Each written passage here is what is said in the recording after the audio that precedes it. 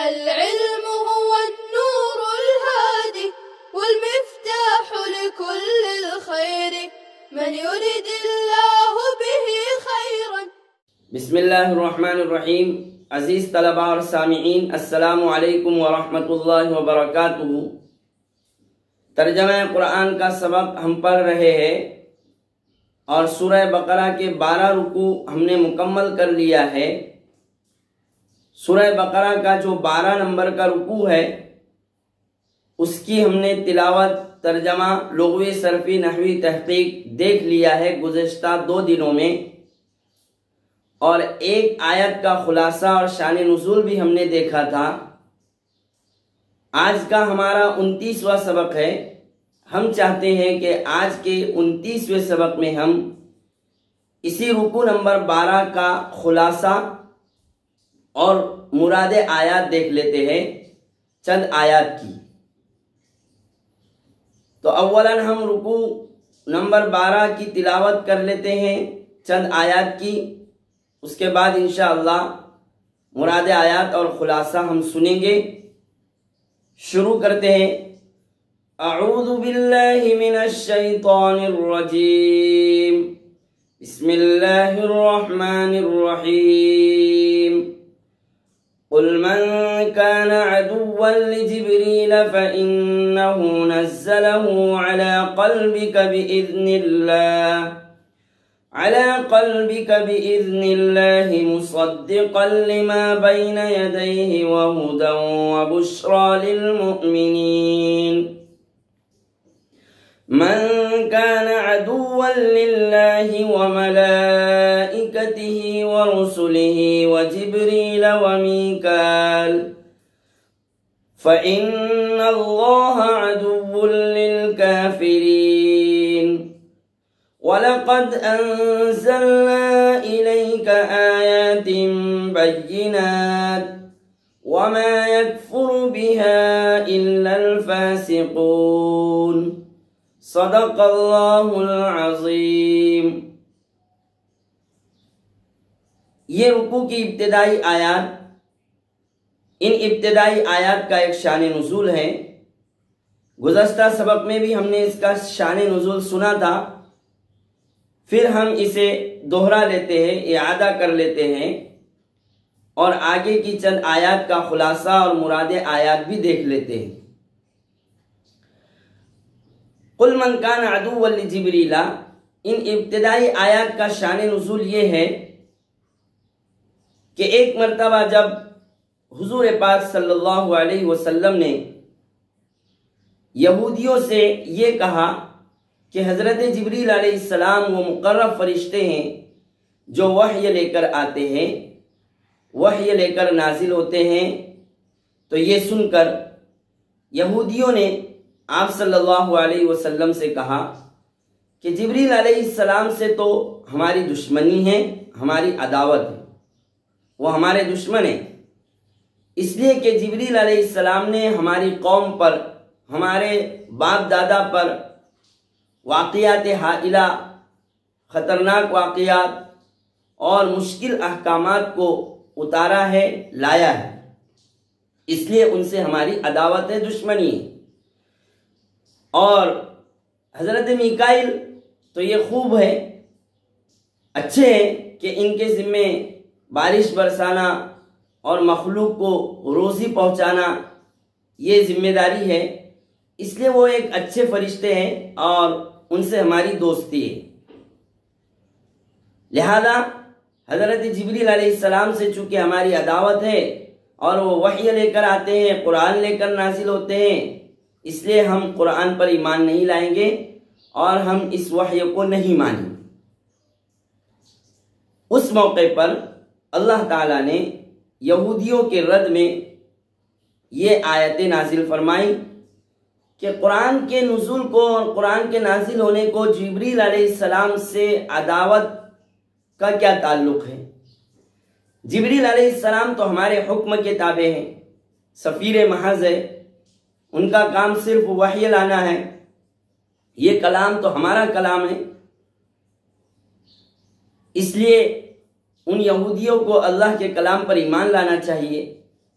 فإنه نزله على قلبك بإذن الله مصدقا لما بين يديه وهدى وبشرى للمؤمنين۔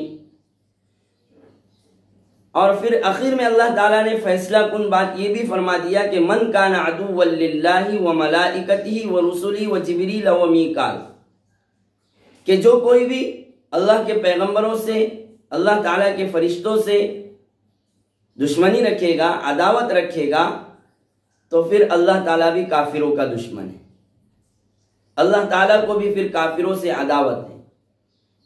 اس طرح سے یہ ابتدائی آیات کا شان نزول ہے۔ آگے ایک آیت آ رہی ہے وَاتَّبَعُوا مَا تَتْلُو الشَّيَاطِينُ عَلَى مُلْكِ سُلَيْمَانَ وَمَا كَفَرَ سُلَيْمَانُ وَلَكِنَّ الشَّيَاطِينَ كَفَرُوا يُعَلِّمُونَ النَّاسَ السِّحْرَ۔ یہ جو آیات ہے اس میں ابتدا میں اللہ تعالیٰ نے یہودیوں کی مذمت اور ان کی برائی کو بیان فرمایا ہے کہ یہودی جادو اور سحر میں مبتلا تھے، ان کے درمیان جادو اور سحر کا چرچا تھا، اس لیے فرمایا وَاتَّبَعُوا مَا تَتْلُو الشَّيَاطِينُ عَلَى مُلْكِ سُلَيْمَانَ۔ پھر ان یہودیوں کی ایک بیوقوفی یہ بھی تھی کہ جادو اور سحر جو باطل اور کفری عمل ہے وہ اس کی نسبت وقت کے پیغمبر حضرت سلیمان علیہ السلام کی طرف بھی کرتے تھے کہ سلیمان علیہ السلام بھی نعوذ باللہ ساحر ہے اور سحر کرتے۔ اللہ تعالیٰ نے حضرت سلیمان علیہ السلام کی براءت بیان فرما دیا کہ وما کفر سلیمان، کہ سلیمان علیہ السلام نے کفر نہیں کیا، یعنی سلیمان علیہ السلام نے سحر نہیں کیا۔ کفر اس لیے فرمایا سحر کو کہ چونکہ سحر عملاً اور اعتقاداً ہر اعتبار سے کفر ہے، کفری عمل ہے، اس لیے فرمایا کہ سلیمان علیہ السلام نے کوئی کفر نہیں کیا، لیکن شیاطین کفر کرتے تھے۔ شیاطین، خبیث جنات، ناپاک شیاطین یہ سحر اور جادو کا عمل کرتے ہیں اور پھر لوگوں کو بھی سکھاتے ہیں، لوگ ان سے سیکھتے، اور اس طرح یہ سلسلہ چل پڑا ہے۔ آگے اسی آیت میں ہے وَمَا أُنزِلَ عَلَى الْمَلَكَيْنِ بِبَابِلَ هَارُوتَ وَمَارُوتَ۔ اس آیت میں ایک دوسرے موقع کی مناسبت سے جادو کا ذکر ہے کہ یہ یہودی اس جادو کے پیچھے بھی پڑ گئے اور اس جادو کو بھی انہوں نے سیکھا۔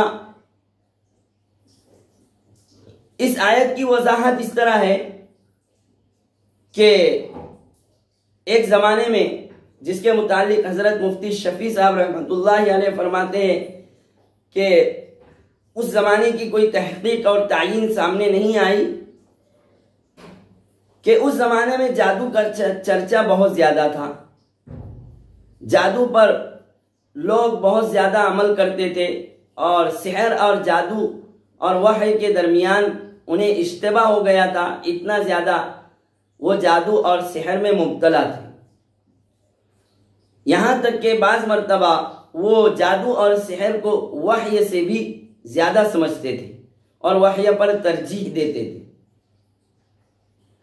چنانچہ جادو اور سحر کی حقیقت کو بتلانے کے لیے، اس کے باطل ہونے کو بتلانے کے لیے اللہ تعالیٰ نے اپنی طرف سے دو فرشتوں یعنی ہاروت اور ماروت کو جادو اور سحر کا عمل دے کر بھیجا تاکہ وہ جا کر لوگوں کو جادو کی حقیقت سمجھائے، سحر کی جھوٹی حقیقت سمجھائے اور انہیں جادو اور سحر سے بچنے کی تاکید کرے، پرہیز کرنے کی تاکید کرے۔ اس لیے یہ دو فرشتے اللہ تعالیٰ نے نازل فرمائے، اسی کو فرمایا وَمَا أُنزِلَ عَلَى الْمَلَكَيْنِ بِبَابِلَ هَارُوتَ وَمَارُوتَ۔ بابل شہر کا یہ واقعہ ہے۔ چنانچہ آیت میں ترجمے سے آپ اس واقعے کو سمجھ سکتے ہیں کہ اللہ تعالیٰ نے ان دونوں فرشتوں کو بھیجا، پھر وہ دونوں فرشتے آئے اور انہوں نے جادو اور سحر کے اصول اور فروع اور اس کے حقیقتیں یہ سب لوگوں کے سامنے ظاہر فرمایا اور جادو کی حقیقت ان کو بتلایا، اور ساتھ میں یہ بھی تاکید کیا کہ اس سے بچو اور یہ کفری عمل ہے۔ لیکن یہ یہود اور یہ قوم اس کے باوجود بھی اس جادو اور سحر میں مبتلا ہو گئی اور ان فرشتوں سے سیکھنے لگے، جس کی تفصیل مختصر سی ان آیات میں بتلائی گئی ہے۔ فَيَتَعَلَّمُونَ مِنْهُمَا مَا يُفَرِّقُونَ بِهِ بَيْنَ الْمَرْءِ وَالزَّوْجِ۔ آیت کے آخر میں فرمایا وَلَقَدْ عَلِمُوا لَمَنِ اشْتَرَاهُ مَا لَهُ فِي الْآخِرَةِ مِنْ خَلَاقٍ۔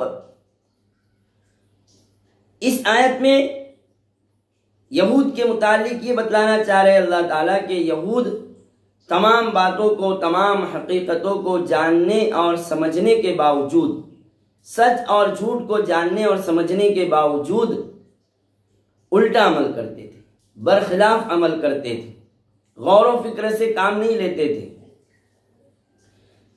اس لیے اول تو اللہ تعالیٰ نے آخری آیت میں یہاں وَلَقَدْ عَلِمُوا لَمَنِ اشْتَرَاهُ مَا لَهُ فِي الْآخِرَةِ مِنْ خَلَاقٍ میں ان کے جاننے اور ان کے سمجھنے کے متعلق ذکر فرمایا کہ وہ جانتے ہیں کہ جو بھی اس کو اختیار کرے گا آخرت میں اس کا کوئی حصہ نہیں ہے، لیکن پھر بھی برعکس اور برخلاف عمل کرتے ہیں۔ آخر میں فرمایا کہ لو کانوا یعلمون، کہ کاش کہ اگر وہ صحیح علم رکھتے، صحیح عقل رکھتے، اور صحیح علم اور صحیح عقل کے ساتھ وہ صحیح عمل کرتے اور سیدھا عمل کرتے تو آخرت میں ان کے لیے بہتر بدلہ ہوتا، ثواب ہوتا، آخرت کا عمل ان کے لیے، آخرت کا ثواب ان کے لیے زیادہ بہتر ہوتا، لیکن انہوں نے سمجھا نہیں، جس کی وجہ سے وہ ضلالت اور گمراہی میں پڑ گئے۔ تو اس طرح سے یہ اس رکوع کی چند آیات کا خلاصہ اور مراد آیات ہم نے پیش کر دیا۔ اب انشاءاللہ آئندہ ہم اپنا اگلا سبق اور اگلا رکوع پڑھیں گے۔ عزیز طلباء، آپ سے بار بار یہ گزارش کی جا رہی ہے، درخواست کی جا رہی ہے، بلکہ تاکید کی جا رہی ہے کہ آپ طلباء اپنے اسباق برابر اہتمام سے دیکھیں، تلاوت، ترجمہ، لغوی صرفی، نحوی تحقیق وغیرہ وغیرہ ضروری باتیں اپنی کاپیوں میں لکھیں، تمام کتابوں کے اسباق آپ دیکھتے رہیں، ان ایام کا آپ پورا فائدہ اٹھائیں، اور تلاوت کا، نمازوں کا اور دوسرے اعمال حسنہ کا بھی آپ اپنے گھروں پر، اپنے مقام پر رہتے ہوئے اہتمام کریں، اور دعا کریں کہ اللہ تعالیٰ جلد از جلد ہمارے مدارس کو قائم دائم فرمائیں، آباد فرمائیں، اور آپ کا آنا مدارس میں آسان فرمائیں۔ اللہ تعالیٰ ہمیں کہنے سننے سے زیادہ عمل کی توفیق عطا فرمائے۔ سبحان اللہ و بحمدہ، سبحان اللہ العظیم۔ السلام عليكم، لا تنسوا الاعجاب بالفيديو والاشتراك في القناة تشجيعا لنا لنستمر بنشر المزيد إن شاء الله.